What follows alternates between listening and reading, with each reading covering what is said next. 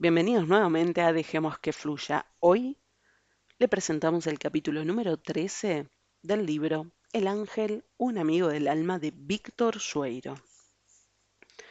Capítulo 13, Ángeles Premonitorios. Testimonios de hoy. A veces, por motivos que obviamente no están a mi alcance, Dios concede a algunas personas ciertos dones extraordinarios. Intentar explicar con nuestra pequeña razón algo semejante es como querer contarle los pelos a la melena de un león, algo difícil y peligroso.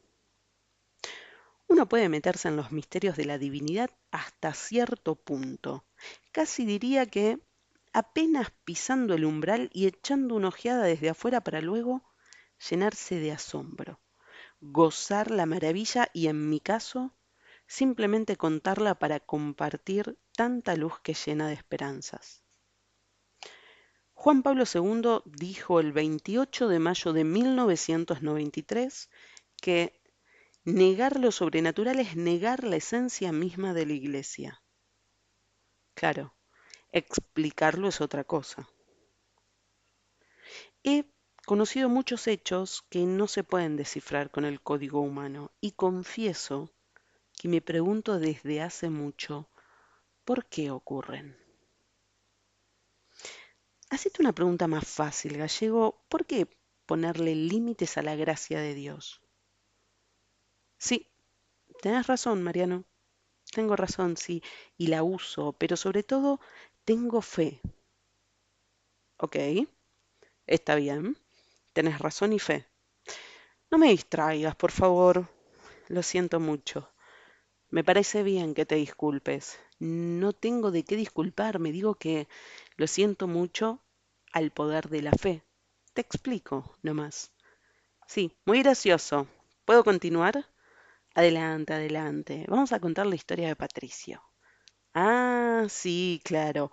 Vamos a contar la historia. Sería bueno que dijeras, ¿qué tenemos que ver los ángeles en algo así? Bien, de acuerdo a lo que ya quedó dicho, Dios le dio a ustedes, entre otros, el poder de saber el futuro. También el de hacernos sentir a nosotros la fuerza impresionante de la oración y lo que con ella se puede lograr.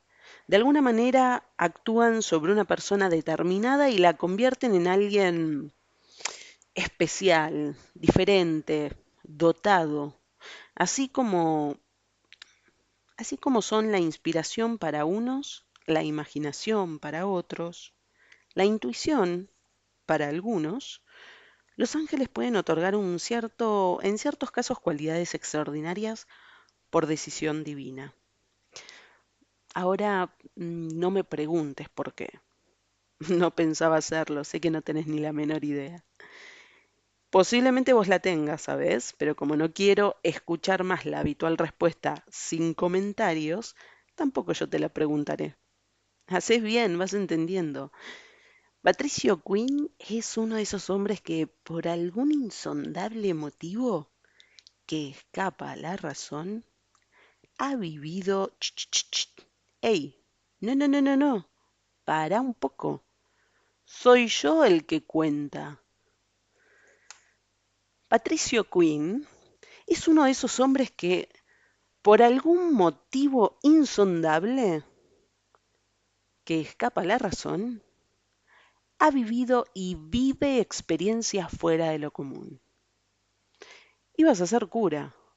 Estuviste 11 años en el seminario, ¿no? 11 años. Entré porque quise y salí porque quise. Patricio tenía 12 años de edad cuando ingresó al seminario, 2 años en el de Rosario y 9 en el de Villa Devoto en la capital federal. A los 23 dejó los hábitos. A los 24 se casó con Mechita. Hoy tiene 51 años. Vive en la provincia de San Juan. Es padre de 6 hijos. El menor tiene 17 años y el mayor 25. Y aunque no sea cura, todo el que lo conoce sabe que es dueño de una potencia de fe simplemente deslumbrante. Desde jovencito tuvo como guía espiritual nada menos que el actual cardenal Eduardo Pironio, una de las mentes más lúcidas y limpias de la iglesia. Con el tiempo, ese guía se transformó también en su amigo. Patricio mantiene contacto permanente con el cardenal, quien ocupa en la actualidad uno de los cargos más importantes en el Vaticano. Es titular del Pontificio Consejo para los Laicos, algo así como el ministro de Dios en la tierra para atender los asuntos de los 1.000 millones de católicos que no somos ni curas ni monjas.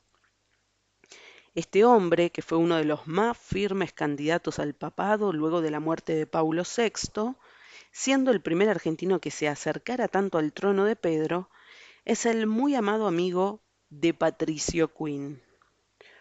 Tuve el honor de leer alguna de las cariñosas cartas que su eminencia le envía desde el Vaticano. Con semejante guía y amigo no hacen falta más garantías.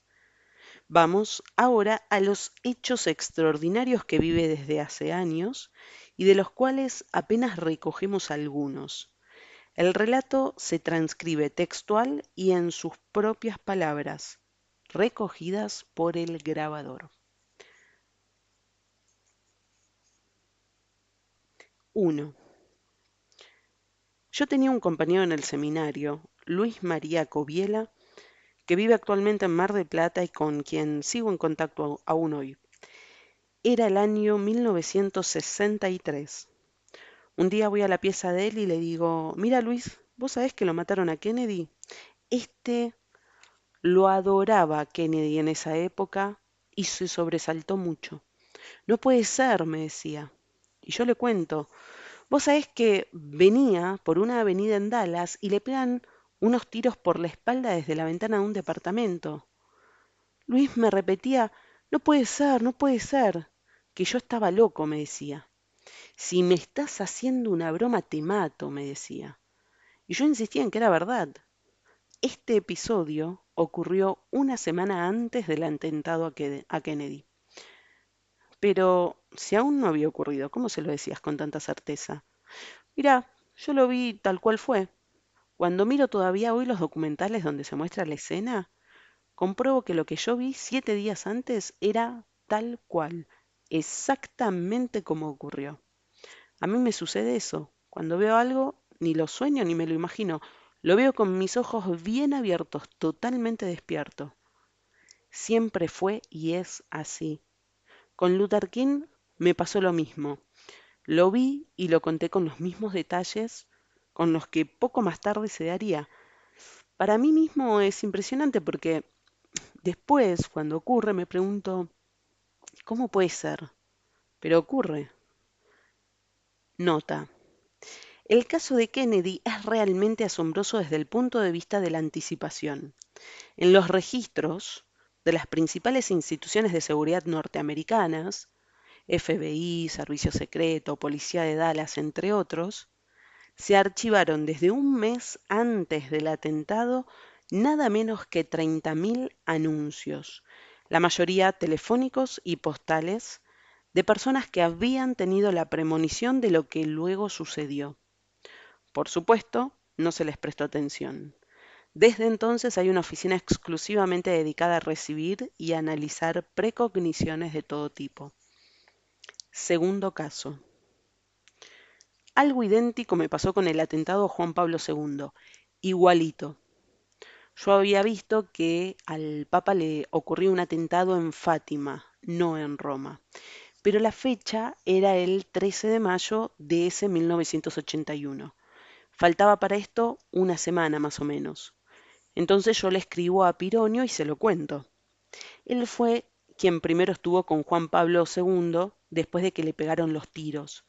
Pironio estaba de casualidad en el Hospital Gemelli visitando a las religiosas en una de esas recorridas que hacen los cardenales y de golpe ve que traen una camilla por un pasillo con mucha agitación alrededor. Él ni sabía aún del atentado y se encuentra con que el que está en la camilla es el Papa. En mi carta yo le ponía hasta una frase que su santidad le dice a él en ese momento. Cuando lo vi, a Pironio por primera vez desde entonces, me tomó del brazo y me apartó un poco y me dijo, ¿cómo sabías vos lo que el Papa me iba a decir? Yo le dije que no sabía. Ya conocía mi caso porque yo le había contado siempre lo que me pasaba, desde que él era rector mío en el seminario.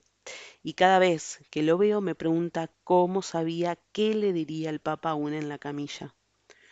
Yo pienso que allí la Virgen hizo un milagro. Vos sabés que Juan Pablo II es muy devoto de María, lo mismo que Pironio. Yo le ponía en la carta que la Virgen lo iba a curar. El atentado lo vi en Fátima, en la entrada de la basílica, que es muy similar a la entrada de San Pedro en el Vaticano. En una escalerilla, con el Papa rodeado de gente, venía un tipo y ¡pum! Le pega un tiro. La fecha era la misma, 13 de mayo de 1981. También viste eso en pleno estado de conciencia. Totalmente. Lo que veo lo veo con los ojitos bien abiertos, frente a mí, como si estuviera ocurriendo en ese momento. A menudo me pasa que estoy tomando mate con mi señora y de repente veo algo. A veces los dibujo como para que cualquiera compruebe después. Pero cuando viste algo como el atentado del Papa, nada menos, ¿no te estremeció semejante escena? Por supuesto que me estremeció. Lo que pasa es que yo no tengo una forma de difundir eso y nadie más lo ve. Lo único que hice fue escribirle a Pironio, que era el amigo que tenía en Roma, ya en esa época. El amigo al que re que te quiero, si a alguien quiero, justamente es a él. Yo no le digo eminencia ni cardenal, yo le digo padre, amadísimo padre, porque así lo siento. Esa palabra padre le cabe en toda la dimensión. Tercer caso. El 21 de septiembre de 1983 comenzó a ocurrirme también algo muy impactante que se repitió durante 3 noches. Cuando me iba a acostar, veo la imagen de una religiosa. Le dije a mi señora, mira, la voy a dibujar porque no ubico quién es. Durante esos 3 días lo único que me decía la religiosa era oración, oración, oración. A la semana me escribe el cardenal Pironio y me cuenta que estuvo en Coimbra, Portugal, en un retiro con la hermana Lucía, la única con vida de aquellos 3 pastorcitos que vieron las apariciones de la Virgen en Fátima. Me costó conseguir una foto de ella, pero cuando lo hice, la comparé con mi dibujo y no había dudas, era la misma, era Lucía. Ella sigue teniendo evidencias de la Virgen siempre, no solo aquella vez en 1917, cuando era chiquita. También recibe mensajes de María, pero solamente un grupo muy reducido de cardenales y altas autoridades del clero conocen el contenido de esas comunicaciones. Lo que es una constante ya desde la primera aparición es que la Virgen pide con fervor exactamente eso a los fieles: oración, oración, oración. Vos conocés la fuerza de la oración. Eso es lo que pide, eso es lo que vi y en este caso también lo oí. Ya te dije que me siento amorosamente ligado al cardenal Pironio y creo que la experiencia que él vivió en ese retiro al que asistió la hermana Lucía fue lo que hizo que yo la viera a ella en ese mismo momento. Caso 4. Un amigo de aquí, de San Juan, Daniel Puga, me cuenta un día que frente a su casa vivía una familia que estaba pasando por un problema serio. El hombre se había quedado sin trabajo y una hijita de 3 años, de nombre Ornella Testa, tenía un tumor en el cerebro. Para llevar adelante el tratamiento debía viajar seguido a Buenos Aires y no estaban en condiciones de afrontar tanto gasto. Me dice que, como yo tengo tantos amigos curas, si no puedo hablar con alguno para que le den albergue en esos viajes. Yo hablo a la capital, primero con un querido amigo, Coco, el padre Miguel Ángel Lajilla, párroco de San Bernardo, una joya, y después con el padre Martín Bustamante, otro amigo al que quiero mucho, párroco de Nuestra Señora de la Candelaria. En ese momento ninguno de los dos podía hacer nada. Daban albergue a tanta gente que no cabía ni un alfiler. Entonces le digo a Daniel Puga, mira, ¿por qué no le pedimos directamente a la Virgen que cure a la nenita y ya no tienen que viajar más? El tipo, que es grandote, mide como 2 metros, me miraba con una cara que ni te puedo contar. El domingo 8 de agosto del 88, coincidían todos los ochos, nos vamos con Mechita, mi señora, a misa en el colegio Don Bosco. ¿Viste que los salesianos siempre tienen la imagen de María Auxiliadora bien grande al fondo? Bueno, cuando llega el momento de la consagración, yo miro a esa imagen y le digo, querida madre, ¿por qué no le pedís a Jesús que la cure a Ornella? Cuando baja el cáliz el sacerdote al costado del curita, yo veo la imagen viva de la Virgen paradita en el altar. Era una imagen blanca en la que lo que más se destacaba era el corazón. En ese mismo momento yo siento dentro mío mentalmente que me dice con un tono como dándome confianza, tráemela a mí. Como en casos así hay que preguntar más de una vez, yo volví a hacerlo mentalmente y la respuesta fue la misma, tráemela a mí. Perdóname, ¿por qué hay que preguntar más de una vez?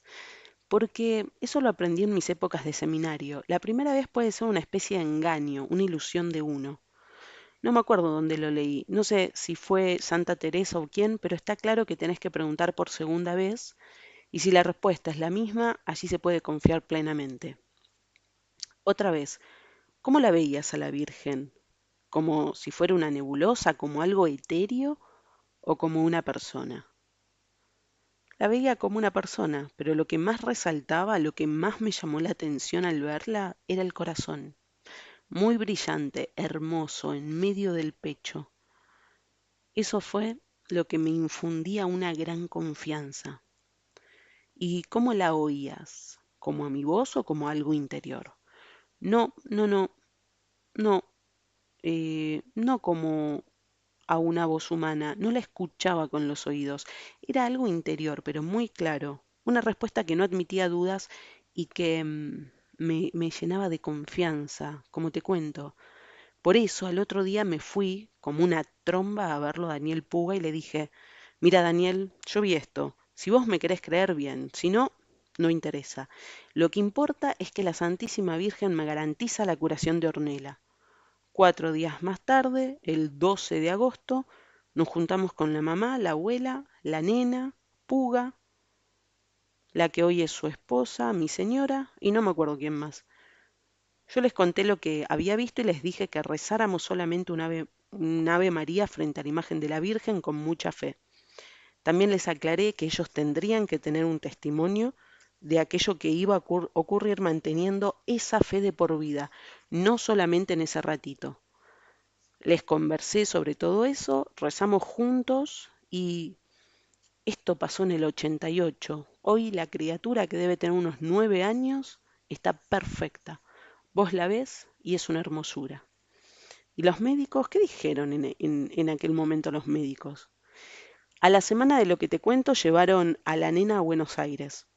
El equipo médico que la atendía la revisó y lo único que dijeron fue, la última vez que la vimos tenía un tumor, ahora no lo tiene. Mire, esto es un milagro. La nena en esa época no tenía pelo por las drogas, no estaba bien. Ahora es una rubiecita hermosa. Esto es importante no por uno, sino por la fuerza de la oración y la intersección de la Virgen. En San Juan hay mucha gente que conoció el hecho. Caso 5. Mi señor y yo íbamos siempre a dar charlas a la gente que llevaba a los chicos a bautizar. Lo hicimos durante muchos años. Ya a fines de octubre de 1983 fuimos un sábado a la tarde a la parroquia de Nuestra Señora de los Desamparados. Antes de salir me fui al fondo de mi casa a regar las plantas. Era un día de mucho calor. Yo estaba agachado con la manguera y veo una sombra de alguien que está atrás mío. Como mi hijo mayor siempre fue alto, creí que era él, pero me di vuelta y no vi a nadie. En el mismo momento se corta el agua de golpe y yo veo, con la claridad de siempre, que un amigo nuestro estaba muy grave y que se iba a morir, pero que podía llegar a salvarse con la intervención de Dios, aunque no quedara curado por completo. En ese momento no veo de qué amigo se trataba, no sé a quién se refería el anuncio. Por lo general siempre lo sé. En ese caso, no. Lo único que me quedaba claro era que se trataba de un amigo. Voy a verla a mi señora, le cuento y le digo, mirá, tenemos que rezar ya. Y rezamos, aún sin saber por quién lo estábamos haciendo. Eso fue el sábado. El martes nos avisan que el doctor Jorge Quiroga Camargo, un médico muy querido en San Juan, un ginecólogo, que fue el que hizo nacer a 5 de mis hijos, estaba muy grave. Le había dado una embolia cerebral justamente el sábado a la hora en que yo sentí lo que te cuento. Enseguida me fui al sanatorio donde estaba internado y me encuentro en un pasillo a un montón de señoras conversando. Les pregunto quién de ellas era la esposa de Quiroga Camargo, porque yo a ella no la conocía. La saludo y me presento. Ella es muy afectuosa y me dice, ay, mi marido lo quiere mucho a usted. Yo le digo, mire, usted va a pensar que yo estoy loco, pero vengo a contarle de parte de Dios que su esposo se va a mejorar. Pero mire que está en estado de coma, me dice. Yo no sé, le contesto. Lo que sé es que yo siento como un aviso y esas cosas no fallaron nunca hasta ahora. Su esposo se va a mejorar, pero no del todo. Ella me pregunta si quiero pasar a verlo. Por supuesto, le digo. Yo quiero rezar un padre nuestro con él. Entramos a la habitación y estaba el Jorgito ahí, tirado en la cama, en estado de coma. Lo tomé de la mano, le hablé un ratito, le dije de la necesidad que había de que él volviera a su casa con sus hijos, su familia. Le cuento que vamos a rezar un Padre Nuestro y empiezo a hacerlo. Con él más del otro lado que de este. Cuando iba por la mitad de la oración me empezó a apretar la mano y a pesar del estado de coma termina rezando conmigo despacito aquel Padre Nuestro. Al terminar quiso llevar mi mano a su boca para besarla y lo paré. No, Jorge, esto se lo agradeces a Dios. Yo no tengo nada que ver, soy un simple medio. Ya pasaron 11 años de ese momento. Ahora anda en bicicleta, atiende en el Hospital Rawson de San Juan y sigue siendo una maravilla de persona. Yo siempre le he dicho, Jorge, a partir de ahora tu testimonio es el que vale. Vos y tu familia tienen que agradecerle para siempre a Dios esa gracia. Yo aún hoy recuerdo aquello y se me pone la piel de gallina. Cada vez que nos vemos se emociona, nos abrazamos y yo le recuerdo que es a Dios a quien tiene que agradecerle. Caso 6. Por el año 1988, yo estoy un día en una librería de aquí, de San Juan, conversando con algunas personas. Les cuento, porque surgió el tema, que tengo un rosario que perteneció al Papa Juan XXIII. ¿Cómo conseguiste algo así? Cuando yo estaba en el seminario, el rector era el por entonces Monseñor Pironio, que viajaba a Roma para una reunión de rectores de los seminarios. Era en 1962. Al despedirse, el Papa, que conocía la enorme espiritualidad de Pironio, mete la mano en un bolsillo y le dice, yo le voy a regalar, Monseñor, mi rosario. Un rosario como el que cualquiera de nosotros puede tener, nada especial, salvo que te lo estaba regalando el Papa. Cuando vuelve, yo ya había entrado en la etapa en la que pensaba irme del seminario y lo había hablado con Pironio. Le pido que me regale ese rosario. Al principio se negó, pero lo insistí tanto que al final me lo termina regalando, me lo da. Años después ocurre lo que te estoy contando. En esa librería estaba un amigo mío que me dice que un hombre tenía a su mujer muy enferma internada con cáncer. Y me pregunta si no podría prestarle aquel rosario. Seguro, le dije, el rosario lo tengo yo, pero no es mío, es de todos, está para eso. Al poco tiempo llegó a mi casa el hombre que tenía a su señora internada. Lo vi venir y estaba más triste que el diablo, pobre. Me cuenta que se llama Pepe Policano, me dice lo de su esposa y me pide prestado el rosario porque la junta médica ya la había desahuciado. Yo le digo que lo del rosario es lo de menos, que lo que importa es rezar con fe, aunque no tengas ningún objeto material. Vamos a hacer una cosa. ¿Cuántos son en tu casa? Pregunto. Y mi señora, mis 2 hijos y yo, me dice. Bueno, en casa somos 8. Vamos a pedir todos juntos, sobre todo tu señora, que es la que está mal, y vas a ver que todo va a andar bien. Y lo hicimos. Rezamos en grupo por la enferma. La cosa es que la señora se mejoró y hoy tiene más salud que vos, que yo y que muchos. Hace tiempo que no los veo porque no viven en la capital de la provincia, pero sé que está requete bien. Son la gente más feliz del mundo y viven compartiendo una vida cristiana hermosa. Dios hace las cosas que quiere y debe tener sus motivos. ¿Qué te puedo decir? Caso 7. El primer caso que viví fue en 1962, estando en el seminario, y también ese rosario de Juan 23 tuvo que ver. Yo tenía un amigo también seminarista, Oscar Guevara, y lo que ocurrió con él es extraordinario. Oscar se enfermó muy gravemente y el padre Belone lo hace internar en el hospital sirio-libanés de San Juan.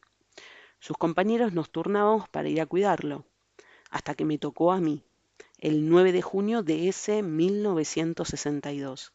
¿Vos te imaginás? Yo tenía unos 18 años y me decía a mí mismo, ¿cuidar a un enfermo? ¿Cómo se hace? Y para colmo, la hermana Margarita, que estaba en el hospital, me dice apenas llegó, mira, Patricio, Oscar está gravísimo, llorando. Me cuenta que le habían dado pocas horas de vida. Pensá cómo me sentía yo, que no tenía ninguna experiencia. Entré a la habitación y ahí estaba Oscar, tirado en la cama, amarillo, sin fuerzas. Yo en esa época llevaba sotana y me acuerdo que en el bolsillo tenía aquel rosario de Juan 23. Entonces le dije, Oscar, vos que lo querés tanto al Papa, pedile que te mejore. ¿No querés que te dé el rosario? Sí, dámelo, me dijo, y se lo di. Serían las 10 de la noche, las 11. De ahí en adelante se curó. Oscar no tiene nada. Su historia clínica debe estar en el hospital sirio-libanés y allí tiene que figurar que su estado era el de un desahuciado. Pasaron ya 32 años y está fenómeno. La última noticia que tuve de él es que está de capellán en un noviciado de monjas en el barrio de La Recoleta, en la capital federal. Hoy el padre Oscar Guevara, sacerdote querido, amigo, anda por este mundo haciendo el bien. Patricio, yo me pregunto lo que vos debés haberte preguntado montones de veces. ¿Por qué te pasan estas cosas? Yo, desde muy chico, era monaguillo en Pergamino, en Nuestra Señora de la Merced. Siempre tuve una afinidad muy linda con Jesús en el sagrario. En el año 55, cuando fue la quema de las iglesias, el único monaguillo que quedó en la parroquia fui yo. A los demás niños no los dejaban ir, seguramente por temor. Todos los curitas estaban presos en la comisaría. Yo iba y les llevaba la vianda, y en la vianda, escondida en el fondo, les llevaba la Eucaristía para que ellos comulgaran allí. Tenía 11 años, y de mí no desconfiaban porque era chico y además el comisario era el padre de un compañero mío de colegio. Eran como 30 curas a los que les llevaba la vianda y ahí la comunión. Eso ha sido para mí un gustazo terrible. Yo, solito en la iglesia, le hablaba al Jesús del Sagrario, que era mi compañía. Esas cosas te marcan. Yo soy feliz con Dios desde que me acuerdo, desde siempre, sin que importe que las cosas vayan bien o no tanto, como en este momento, ya que eso no tiene nada que ver. Las vivencias hermosas se viven en el alma. Con respecto a las cosas que me pasan, te confieso que llegó un momento en el que yo le pedí a Dios que me sacara eso porque era muy fuerte. En la época del seminario era terrible. Yo miraba a mis compañeros y sin que me cuenten nada yo sabía vida y milagros de cada uno. Me volvía loco, era desesperante. Por eso le pedí a Dios que no quería sentir tantas cosas. Creo que me dejó las que más sirven para otros, por suerte. ¿Vos creés que tu ángel de la guarda te ayudó como mensajero de Dios, que es para cada uno de nosotros? Yo al ángel lo quiero muchísimo, y sí, claro que me ayudó, incluso en las cosas pequeñas. Cuando mis hijos eran chicos se escapaban para jugar por ahí, cuando tenían que venir a la iglesia con nosotros. Vos sabés cómo son esas edades, tratan de esconder el bulto. Entonces yo le decía a mi señora, mira, Mechita, yo los voy a mandar a buscar con el ángel. Y era increíble, parece una tontera, pero no fallaba nunca. Los vaguitos andaban por ahí en una obra en construcción, jugando. Cuando yo le pedía al ángel que me los trajera, enseguida aparecían ellos en la iglesia y yo les preguntaba, ¿por qué entran? Pero ellos no sabían darme ninguna respuesta. La cosa es que allí estaban. Yo hablo siempre con mucha gente que pide por esto o por aquello, y el consejo más lindo que le doy es, el ángel de la guarda es el amigo que te puso Dios, viejo. Cuando te bautizan, vos tenés un amigo que es un tipo extraordinario y al que, cuando te das cuenta que está ahí, siempre le hablas mentalmente y terminás queriéndolo muchísimo. Uno solito no hace nada, mijo. Yo lo que siempre tuve fue mucha confianza en la Eucaristía, en Jesús, en el sagrario. Eso es importantísimo. La Virgen, que la re que te quiero, y también en lo que sigue, los angelitos, que son enviados de Dios. Lo único que te puedo agregar es que se siente en el alma la alegría de compartir un don que es del Señor.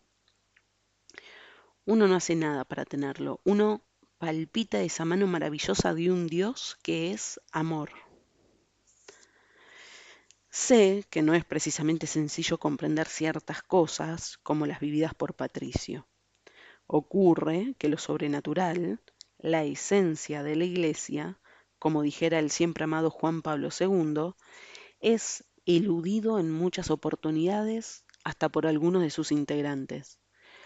La impresionante prudencia de la Iglesia la hace andar a veces como un auto con el freno de mano puesto.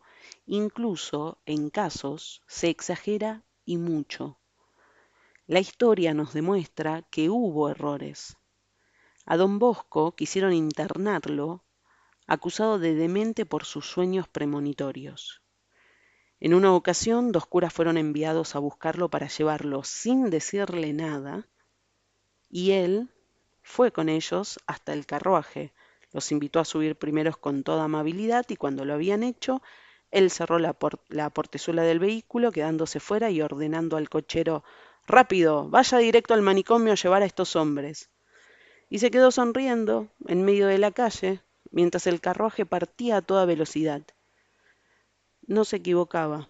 Hoy es San Juan Bosco, o Francisco, el de Asís, que dejó una vida acomodada y se desnudó para demostrar que abandonaba todo lo material abrazando a leprosos, yendo a vivir con los miserables, sufriendo golpes físicos en la misma catedral de su pueblo, recibiendo el mote de el hombre loco de Dios, siendo despreciado, una vida terrible, dura.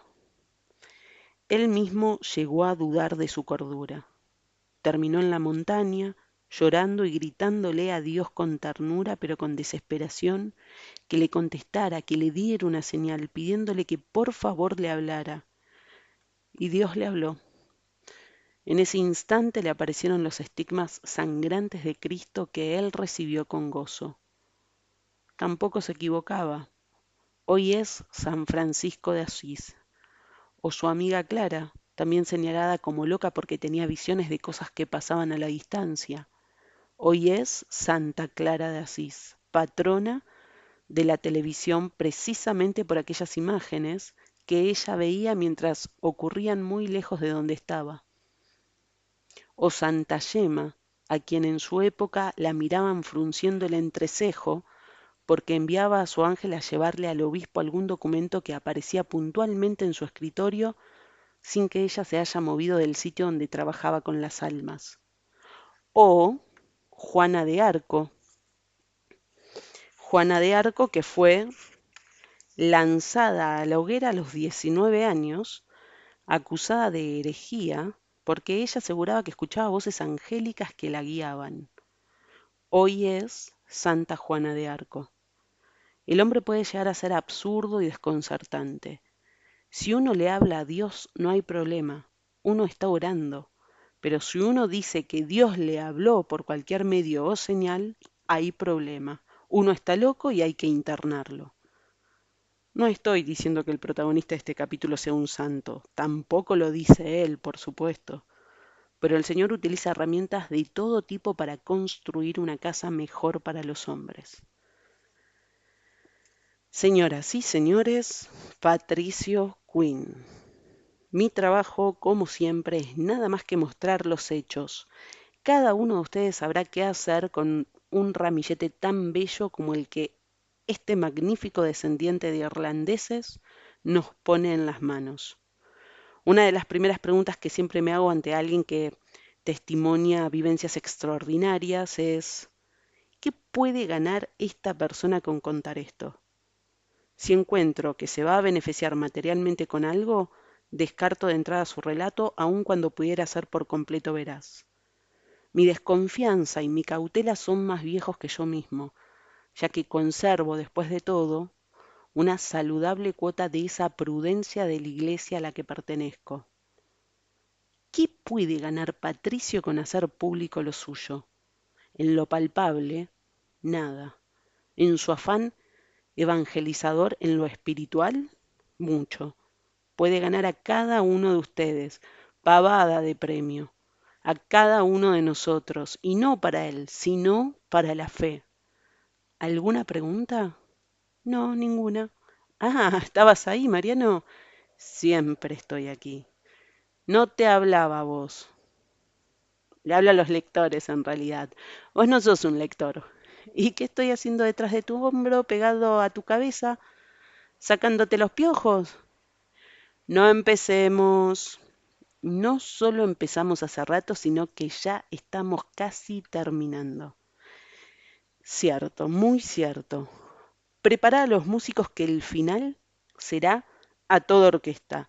Un grande allegro vivace, Marianito. Oh, caro, mi piace tantissimo la tua dedicazione per tutto questo, per comprendere fino in fondo i personaggi angelici e bene lasciare sempre plena libertà degli spiritu, la luce che possediamo. Ey, ey, ey, ¿y ahora qué pasa? ¿Por qué me hablas en italiano? Vos empezaste. ¿Ustedes hablan más de un idioma? Yo no hablo. Está bien. Quiero decir, si sienten más de un idioma, si lo comprenden. Ah, eso sí, claro. Cualquier idioma o dialecto existente que se te ocurra. Si no fuera así, vos te aprenderías un lenguaje para mí desconocido y yo me quedaría en ayunas. Entiendo, entiendo. De todas formas, lo mío fue solo una manera de decir, ¿eh? Hablaba de un final alegro vivace, como en las sinfonías, con todo, con fuerza, con campanas que llenen de esperanza y trompetas que soplen brisas sobre el alma. Eso me gusta. Ya me acostumbré a hacer lo que te gusta y no me va mal así. Espero que salga bien, si Dios quiere. Dios quiere siempre lo que sirve, falta que quieran ustedes también. Y va a salir bien. Para lograr un buen fin es necesario tener buenos principios. Y esto en todos sus sentidos. No vale solamente para un libro, sino para la vida. ¿Vamos? ¿Cómo podría decirte que no? Prontamente el último capítulo, el 14, la vida, la vida.